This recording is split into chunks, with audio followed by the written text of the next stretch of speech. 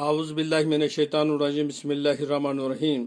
मेरे छठी जमात के तलबा व तालिबात अस्सलाम वालेकुम रहमतुल्लाहि व बरकातहू।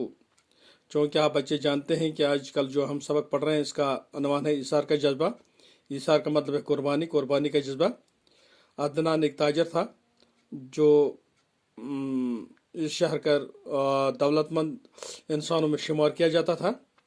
इसके पास सब कुछ था लेकिन सिर्फ इसकी औलाद न थी। अब कुछ दोस्त ने बता दिया कि आप किसी बच्चे को गोद ले लो, किसी ने कहा दूसरी शादी कर लो, लेकिन तय ये हुआ कि बच्चे को गोद लिया जाए। तो इसने एक बच्चे को गोद लिया, उसका नाम था जैन।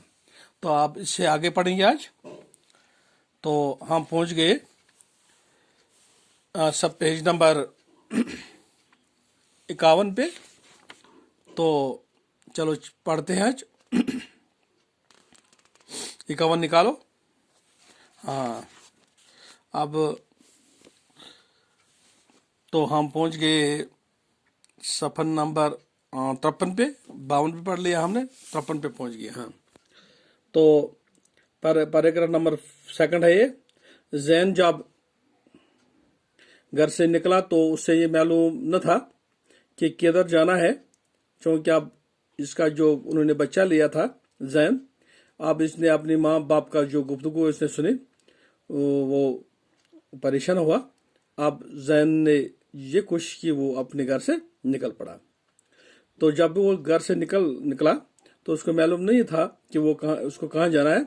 उसने कदम क्या बढ़ाए कि उसका रास्ता खुद ही उससे मंजिल की तरफ खींचता गया। क्योंकि जब ये घर से निकला तो अभी निकलने वाला था कि इसके खुद का रास्ता खुद बन गया। वो अपने शहर से बहुत दूर जाकर एक फैक्ट्री में मुलाजिम हो गया। अब ये अपने शहर से दूर किसी फैक्ट्री में मुलाजिम हो गया और अपनी अंत तक मेहनत की जरिए तरक्की करता हुआ 10 बरस के अंदर ही फैक्ट्री के एक तवील सिलसिले का जनरल मैनेजर बन गया। क्योंकि जैन काबिल बच्चा था, मेहनत करता था। वो उसने मेहनत करके एक कंपनी का ये फैक्ट्री के जनरल मैनेजर बन गए।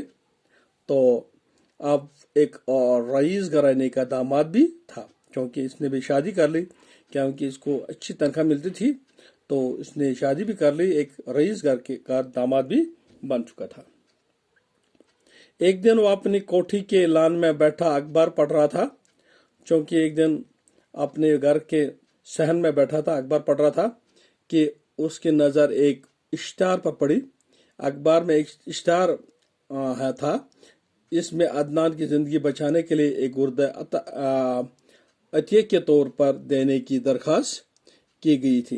क्योंकि इस अखबार में यही था कि जो अदनान है उसको बचाने के लिए एक गुर्दे अता की अतिया के तौर पर देने की दरख्वास्त की गई है। उस जमाने में जब कि हजारों रुपया खर्च करके भी ढंग का गुर्दा हासिल करना आसान काम नहीं था, क्योंकि ज़माना ऐसा था कि पैसे देकर भी अच्छा गुर्दा नहीं मिल सकता था। तो अतिया के तौर पर कौन दे सकता है, भला अतिया के तौर पर इससे गुर्दा कौन देता। जैन खबर पढ़ते ही उठ खड़ा हुआ। जब जैन ने अपने बाप के बारे में ये पढ़ा, वो खड़ा हो गया और बीवी को बताए बगैर, अपनी जो बीवी थी उसको नहीं बताया बगैर अपने सेक्रेटरी को लेकर रवाना हो गया। तो उसने अपने उस सेक्रेटरी को बुलाया, चलो आज हम जाएंगे कहीं।